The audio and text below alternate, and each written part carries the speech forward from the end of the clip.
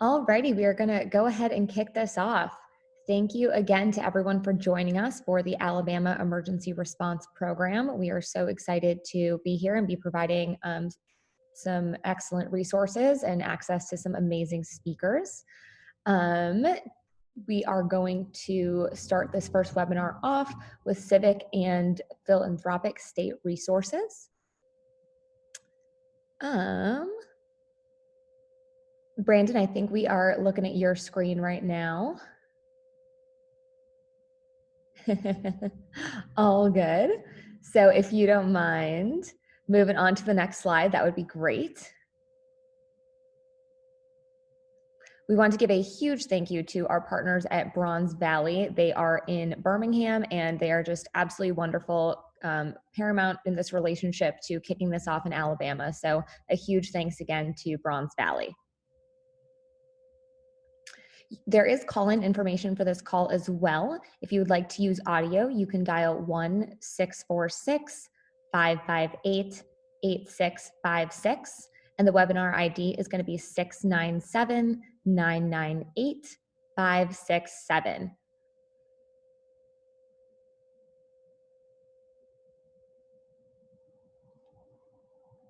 So for any questions during today's webinar, there is going to be a question and answer box, Q&A box at the bottom of your screen.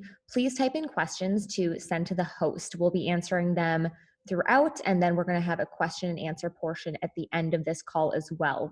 The panelists are definitely excited to provide their insight and to answer any questions you might have. Please do not send your questions anonymously to make sure that we can get your answers back to you. Any unanswered questions will be sent to the speakers, and you can email me at prentice@generator.com with any questions as well. Due to the nature of this call having quite a few people on it, we won't be able to answer any technology issues during the call. However, we're going to record the webinar and we'll share it with all those who are registered afterwards. And we want to give a huge thank you to our panelists. We have an amazing lineup for the Civic and Philanthropic State Resources. I'm going to let them introduce themselves as they'll each be speaking on a variety of topics, and turn it on over to Brandon. Thank you all again so much for being here.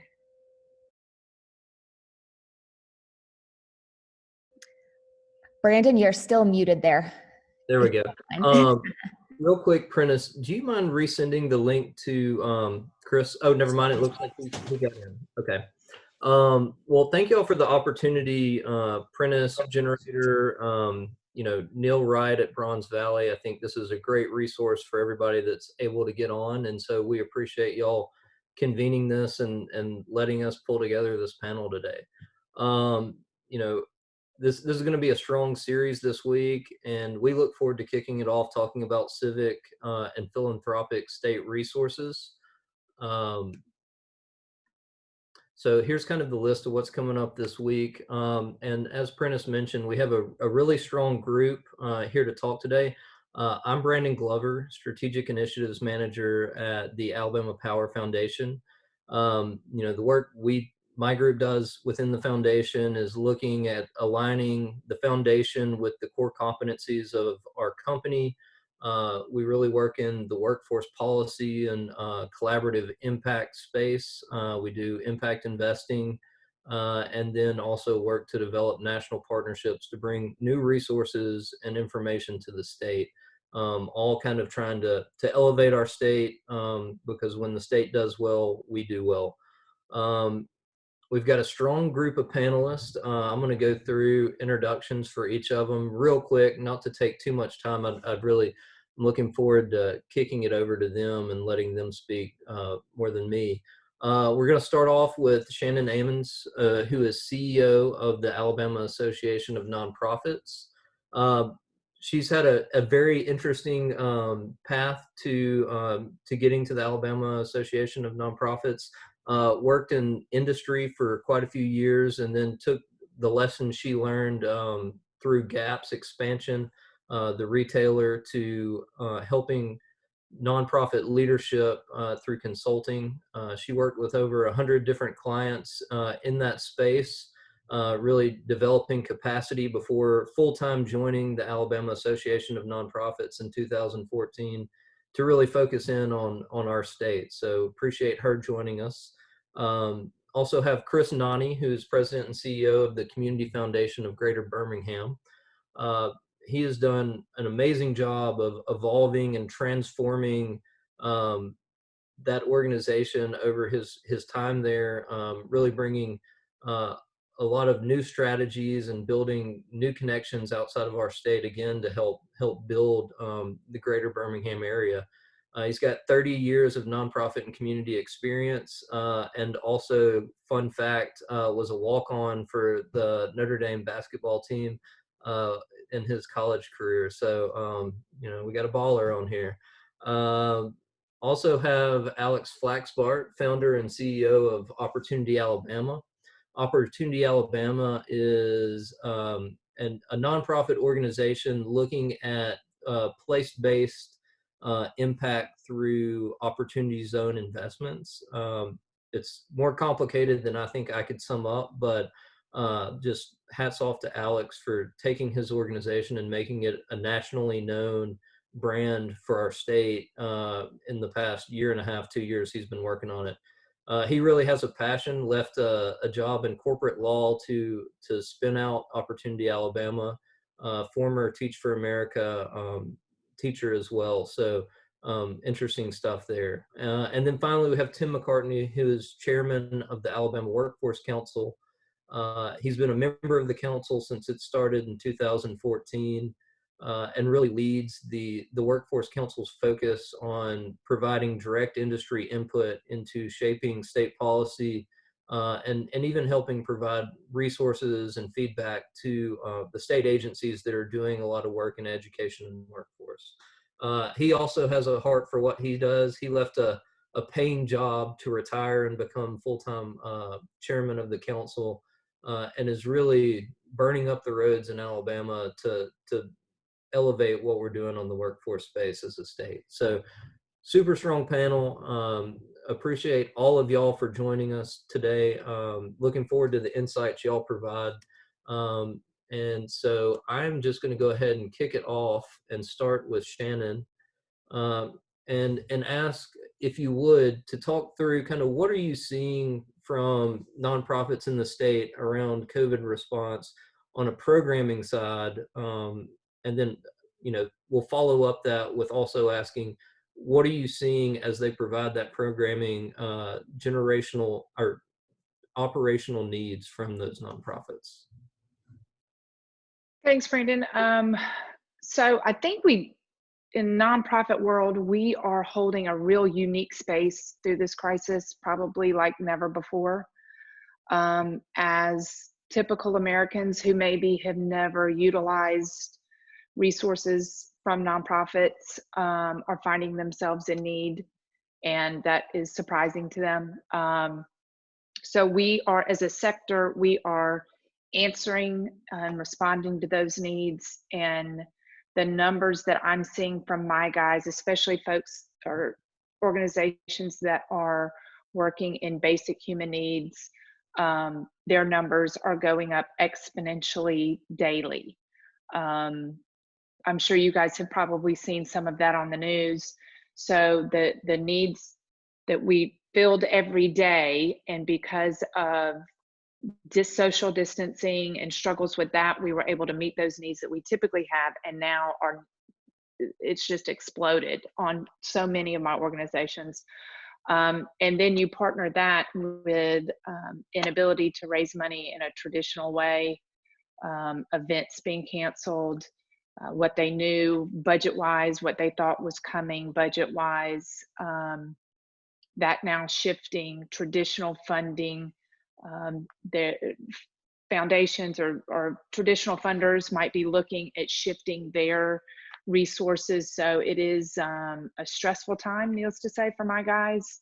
They are certainly answering the call. I'm working a lot with them right now, doing the same things as small business, because they are a small business. They're falling in those categories. With the CARES Act, in the past, nonprofits were not eligible for a lot of SBA loans. in the past, and because of that language change, they now are eligible. So really focusing a lot of them in that area quickly, to manage HR, payroll protection, disaster loans, things that might be available to them that in the past have not, that they're having to learn quickly. So that really is kind of the space that we're in, depending on, y'all know nonprofits run the gamut: Children's Hospital, Infirmary Health in Mobile, and then, you know, Prodigy Pantry that does meals 2 days a week. So my members run from top to bottom and facing this crisis in different ways, but doing a good job managing. But I think as we come out of this in the next couple of weeks, we're going to see a different landscape for nonprofits that we're going to have to manage.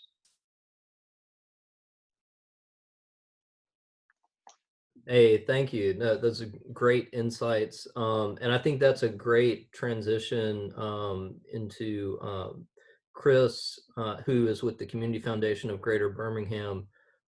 Chris, you're kind of on the ground as a nonprofit leader, also from a funder's perspective. Can you talk a little bit about what you're seeing in the community you serve and how y'all are responding? Sure. Thanks, Brandon. I wanted to share with you a couple slides. When we first, so we had our first case that was diagnosed exactly a month ago on the 13th, and we knew, we had been in conversation with the city, and we knew that that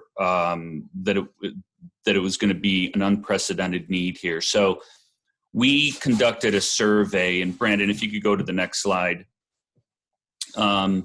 We conducted a survey of our nonprofit sector. We had over 250 responses, and now this was before the need was really presenting itself. It was the initial part of that first week.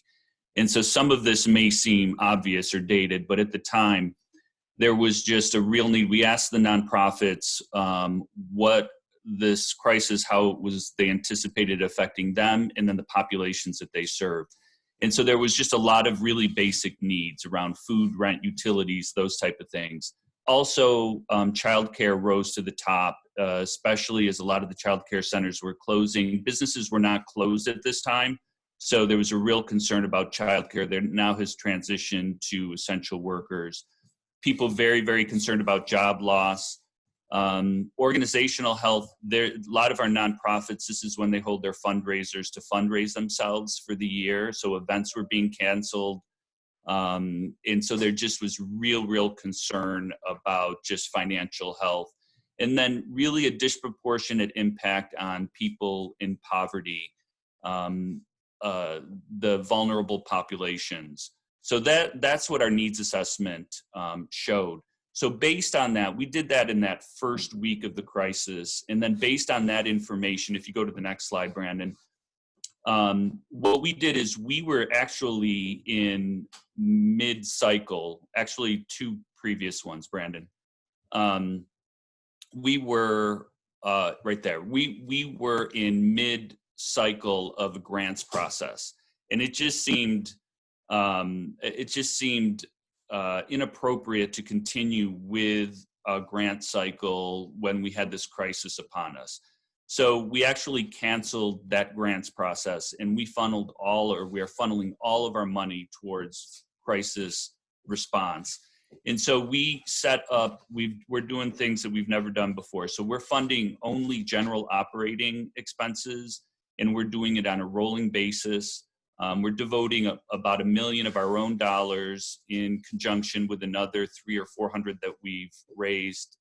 And we're doing them on a rolling basis, on a weekly basis. And we have what are called rapid response grants up to $25,000. And these are, we're going to do this through the end of May, and we're doing it on a rolling basis. And we're prioritizing applicants that are directly affecting the need and the most immediate need in our community. We also have a process we're calling adaptation grants up to $5,000 to allow nonprofits to adapt to working from home. So whether it's technology or whatever they need to do to be able to continue to serve their clientele. Next slide, Brandon. We've also, so just so you see the need, we have just in the past 2 weeks, we've received 163 applications in just 2 weeks, totaling $2.5 million. So the need is just incredible. In our first week, which was actually 2 days, we granted $85,000, and we're reviewing, we'll be making grants on another 97 applications today. So again, we're doing this on a weekly basis, but as you can just see in the first 2 weeks, the need is just incredible and well beyond what our capacity is. We also have a group of funds, they're donors known as Catalyst donors, and this is something where they proactively sort of take on broader issues in the community. In this past week, they issued $200,000 in funding, $100,000 for the Women's Fund as a challenge grant to raise an additional $100,000 to support licensed child care centers for essential workers. We made an additional $50,000 grant to UAB staff who are essential healthcare workers, and then another $50,000 UAB for their vaccine and treatment research. And then the last 2 things that I want to talk about is there's a group of funders, Brandon and Alabama Power are part of this, Regions. A lot of the major foundations have come together, and we have weekly calls, and we're looking at ways that we can partner together in funding the community, as opposed to people having to apply to us separately.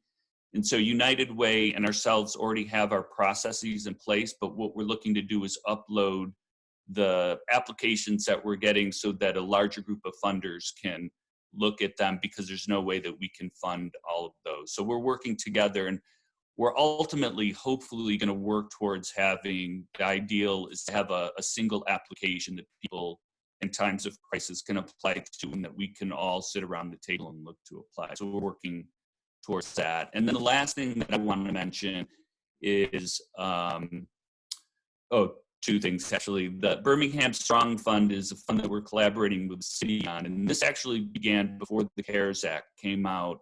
And this was trying to focus on small businesses in Birmingham and funding applications up to $25,000 for businesses under 50 individuals. And those, we had 255 applicants to that. We've approved 44 loans to date, more than $1 million in loans. We have $2.2 million that have been raised today. 1.2 is coming from the city directly. We've been able to solicit another $1 million from major funders, Alabama Power included in that. So that's a program that we're doing in conjunction with the city of Birmingham. And then the last thing that I want to mention is that we know now that all of this was pretty much done and put into place before the CARES Act was enacted. And now what we feel is, for small businesses and our nonprofits, who are small businesses also, is one of the greatest things we can do is to link and connect our nonprofits and our small businesses with the federal dollars that are out there.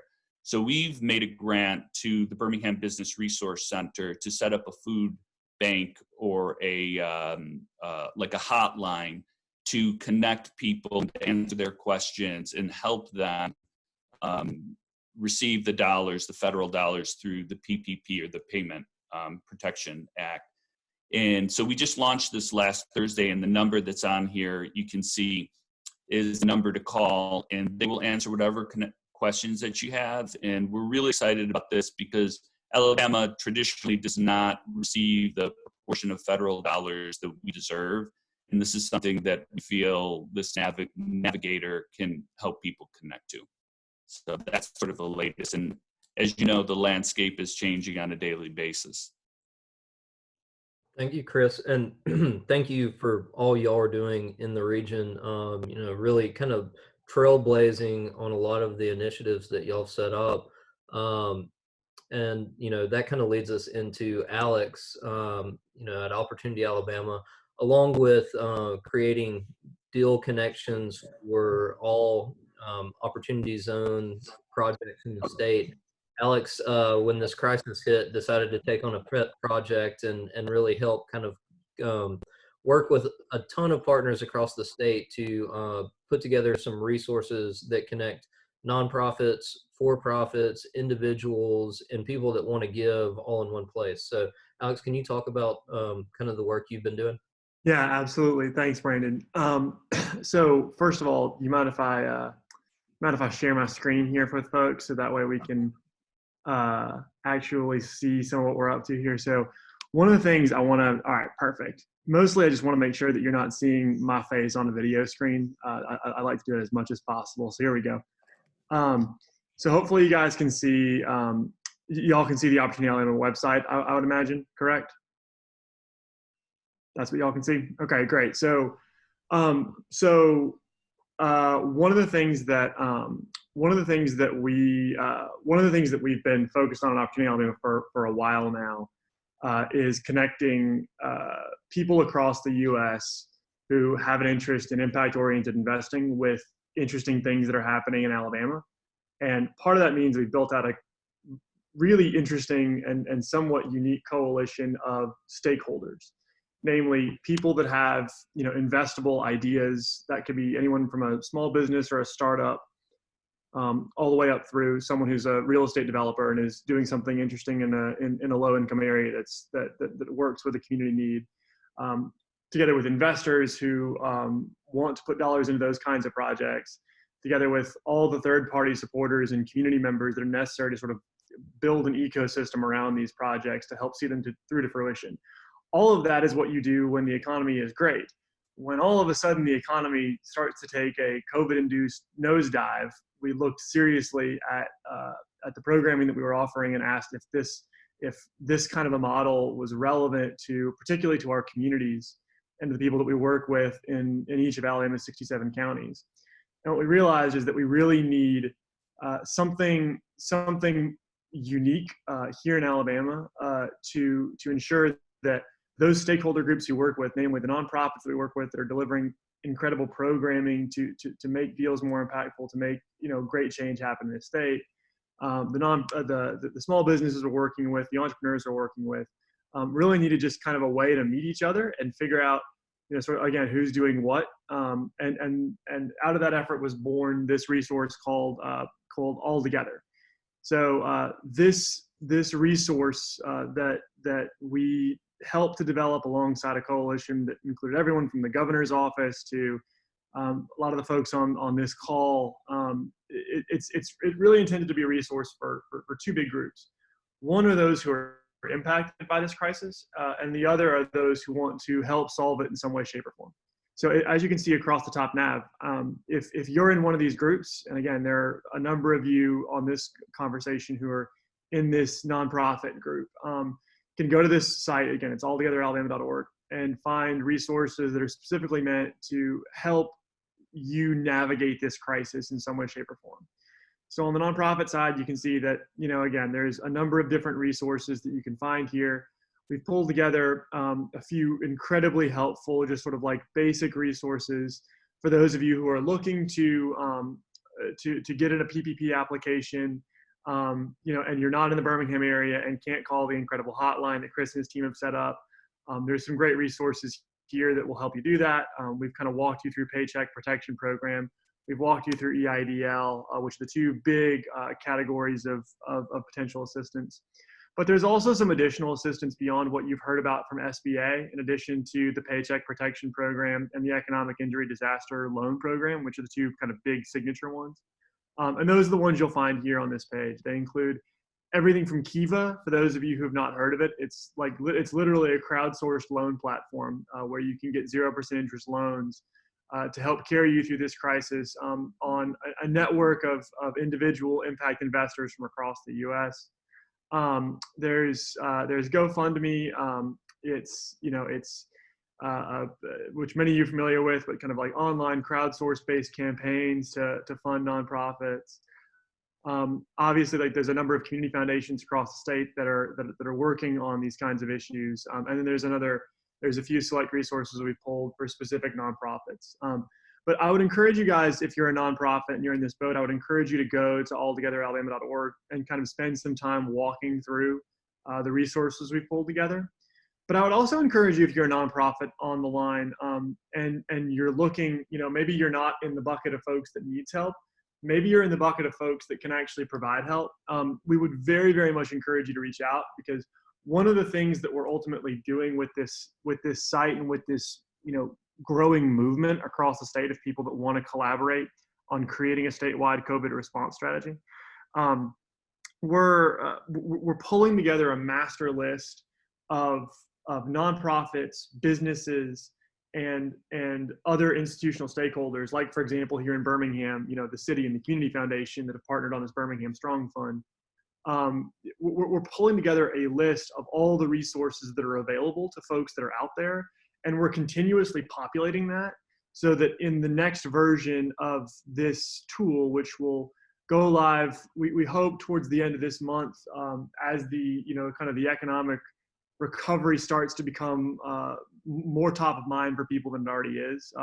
We're looking to build sort of a matchmaking function into the site, where if you're one of those groups that is actually providing help, whether that's a specific response programming like the Women's Fund is doing on the child care front, whether that's a local nonprofit that's providing access to anything from business coaching and assistance, to local businesses, to just resourcing and recovery to other nonprofits, whatever it is that you're doing to help in this crisis, we'd like to know about it so that we can help direct people to that resource. So please, come on this platform and help share your story. And before I hop off and turn it over to Tim, one thing just to note for all those of you on the phone, the incredible, I know most of us are in the Birmingham area. Just wanted to lift up the incredible work that Chris and the team at Birmingham Strong and with the mayor's office have done in all the national conversations we've had with some of our stakeholders around COVID and economic resiliency and kind of what the next steps look like out of this crisis. Birmingham is consistently lifted up as one of the examples of a city that is trying to be proactive about this, and has actually marshaled resources and is doing a great job of at least doing everything they can to kind of marshal support on the economic resiliency side. So just awesome kudos to them. And we're very hopeful that this all together platform can help bring even a fraction of that to sort of the rest of the state as well. Thanks, Alex.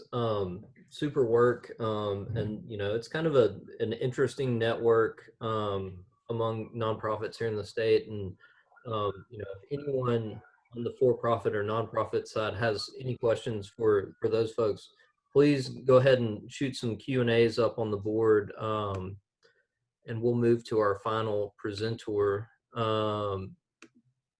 Finally, we've talked a lot about nonprofit and kind of intersection with business. Want to talk through finally with our last panelist, what is industry leadership in the state doing to marshal all the state resources we can, and even kind of serve as an advocate in these very transitional times for all businesses, large and small. So with that, I'm going to hand it over to Tim McCartney, who's the chair of the Alabama Workforce Council, to talk through those issues. Okay. Thank you, Brandon. I appreciate the opportunity to speak to everyone today. And I'm happy to bring the perspective from the Alabama Workforce Council, as well as providing some updates on what we're doing along with state government to try to assist businesses as well as nonprofits during this pandemic period. First, I want to give a little background on what the AWC is. The AWC is comprised of businesses and industry executives from across the state, from some of the larger industries. We've got some really good partners in there. And we're dedicated to growing Alabama's workforce and improving our economy. Our goal is to facilitate collaboration between the businesses and government agencies in order to build a best-in-class, sustainable, and globally competitive workforce.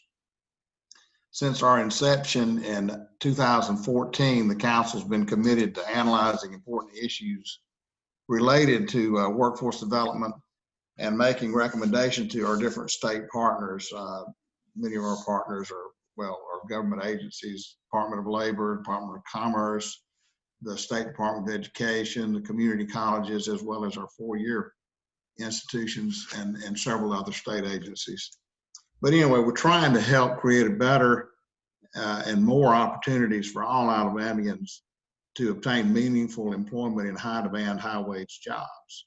Of course, with the pandemic hitting us here, it sort of forestalled some of our efforts because we're all focused on what do we do to survive this pandemic.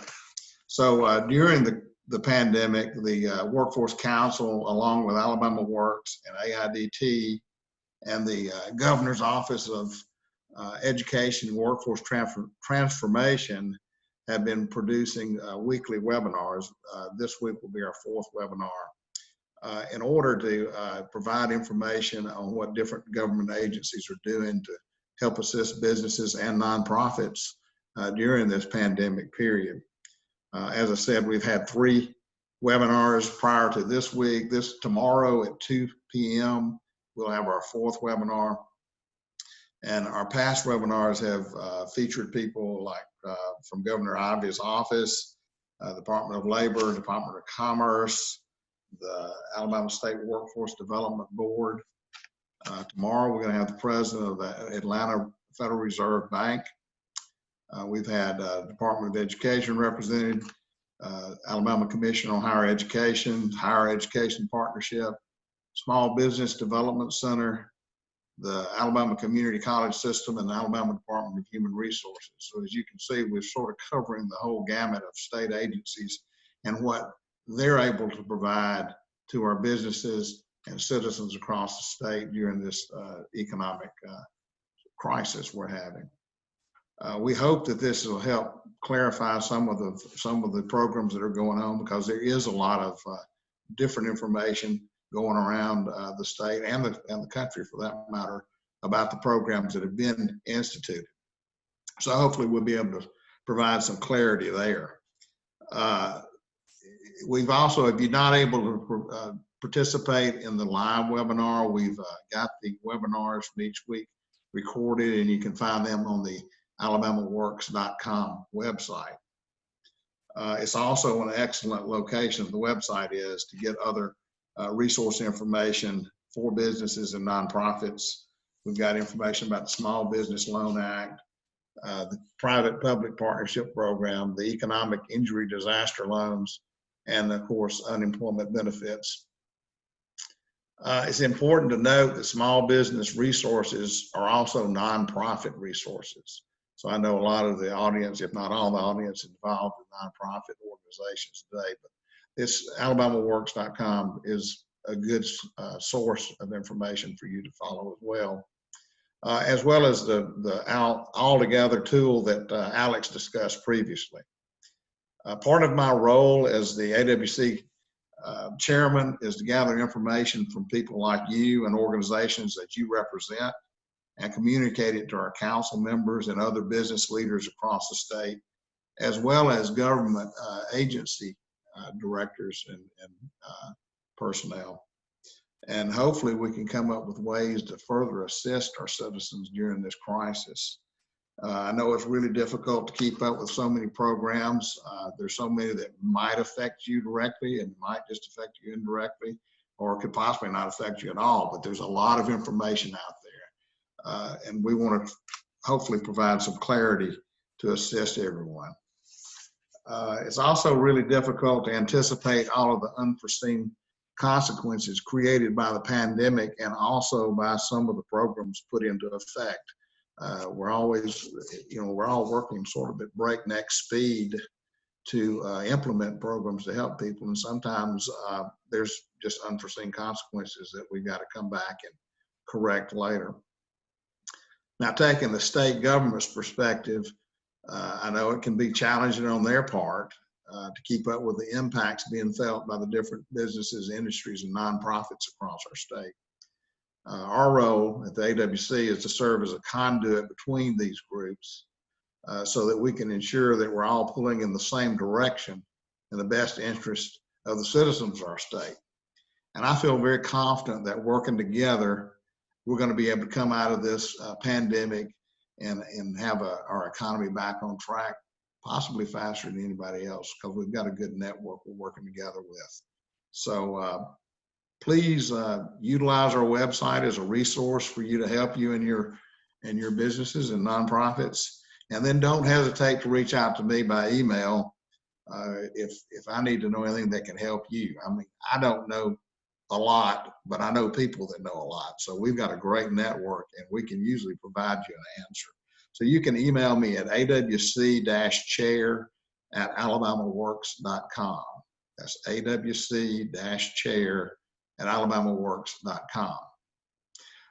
Thank you again for allowing me to participate in today, and I'll turn this back over to Brandon.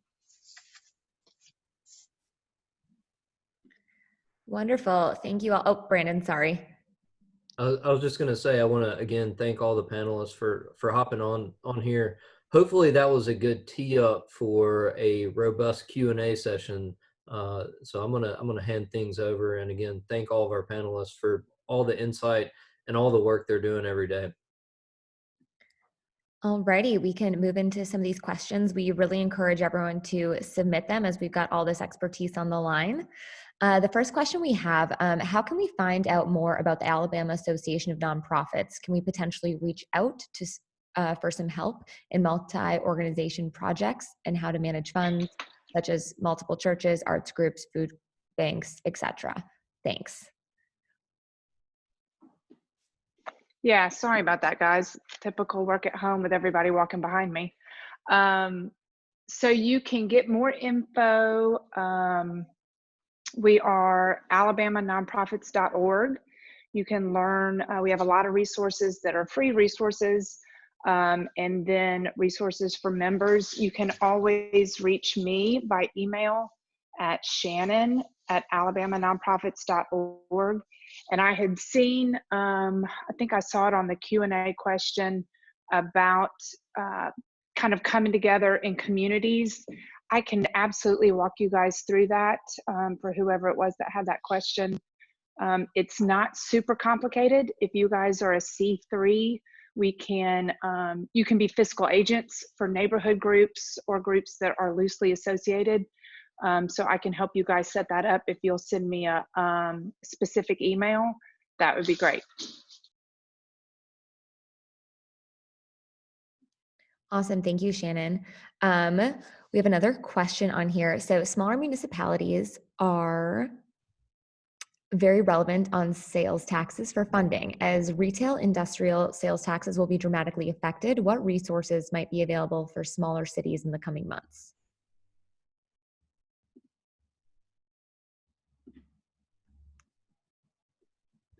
Nobody's jumping to take that one. I can, Brandon, do you want to take it? I can take a stab. Go for it, Alex. Okay, so a couple thoughts on this. One, obviously so the CARES Act put a enormous chunk of change on the table towards CDBG and towards direct allocations to like the state to distribute through CDBG to non-entitlement communities, and then a couple of direct allocations too, although most of those go straight to larger municipalities.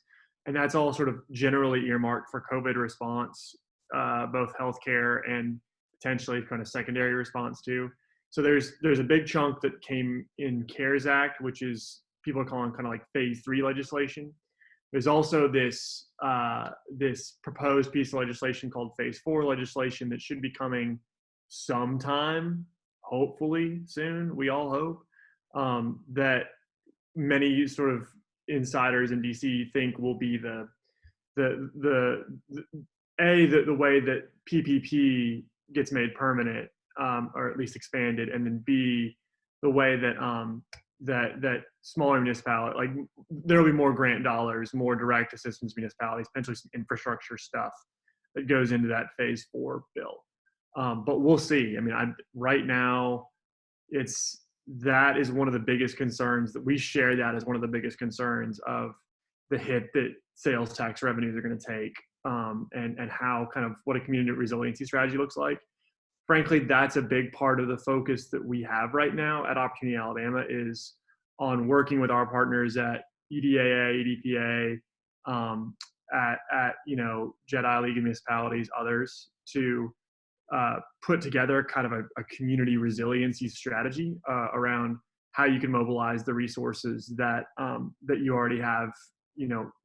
How you can mobilize what's still remaining of your economy to ensure that you're able to deliver basic functions even at a lower sales tax level. All right, thank you so much. We have another question on here that in summary says that they started the business in June 2019, spent the first 9 months growing the company with personal money, entered 2020 positioned to more than increase their traditional income more than 3 times over, but all engagements have now been postponed due to COVID-19.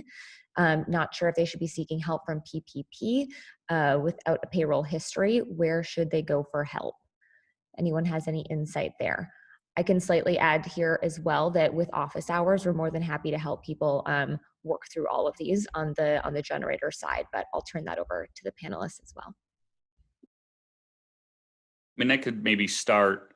This is Chris. I do know that the PPP is strictly based on an average based on salaries, period. So it's either done by the previous year, an average monthly from 2019, or if your business is new, then you could take the first 3 months of 2020. So there's 2 ways of calculating that. So I'm not sure if that would be of advantage. I think your only other option under the current legislation would be the emergency grant, which is a loan and it's not forgivable. The PPP, if you meet the requirements, will end up being a grant that you will not necessarily have to pay back. Thank you. Alrighty. We have another one on here that says 501c6s are not eligible for the loan grant with PPP. Is there any plan to include them in phase 4?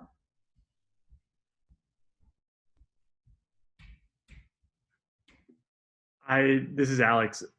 Wish I knew the answer to that. That's $1 million question.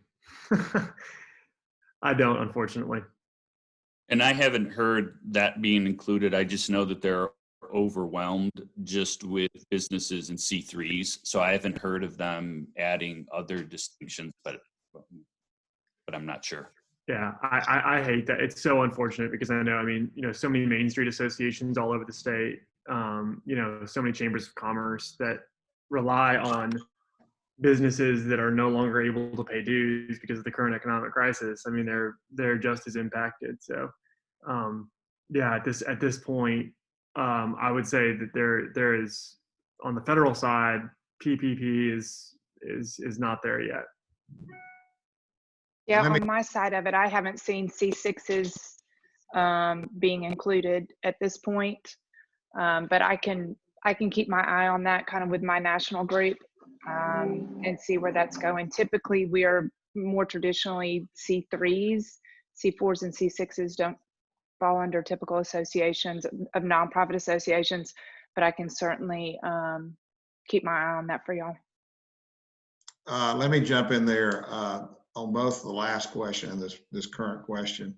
I don't have the answers either. It's similar to what the previous speaker said, but tomorrow will be a great opportunity if you'll join in the webinar. I'll be sure to ask those questions to our speakers, but we've got Fitzgerald Washington, Secretary of Labor, who will have the answer from the labor side, but then we also have Michael Brooks from the Small Business Development Center, who works with the small business group in Washington, and as well as the Federal Reserve President. I think the 3 of them should have a decent answer for that, but I don't have it off the top of my head, but it is a question that's been asked several times the last few days, and it is on my list to ask tomorrow. So please join us at 2 tomorrow. And someone did respond that C6s are eligible for the EIDL loan. Okay, good. Great, thanks so much. Are there any other questions? Looks like we have them pretty much all answered at this point. Alrighty, well, we want to thank all the panelists so much for joining, and everyone who joined in this webinar for learning all about the civic and philanthropic state resources. This has been wonderful. We really appreciate it. We will be continuing to do webinars throughout the week, every day at 12 p.m. Central Time. And additionally, we do offer office hours. Those are going to be one-on-one virtual sessions where we will get on a webinar call with people in particular and just go over any specific questions that you may have. So we encourage everyone to sign up for those, entirely free, and we look forward to connecting with as many people as possible. Thank you all again so much. If there's any closing remarks from the panelists, else we can close it out. No, thank you all again for hosting this forum, and feel free to reach out with any questions y'all have for any of the panelists. We're happy to follow up. Thank you so much. Thank Thanks, you. everyone. Appreciate it. This will be recorded and will be sent out at the end of the week as well. Thank you all. Thank you, guys.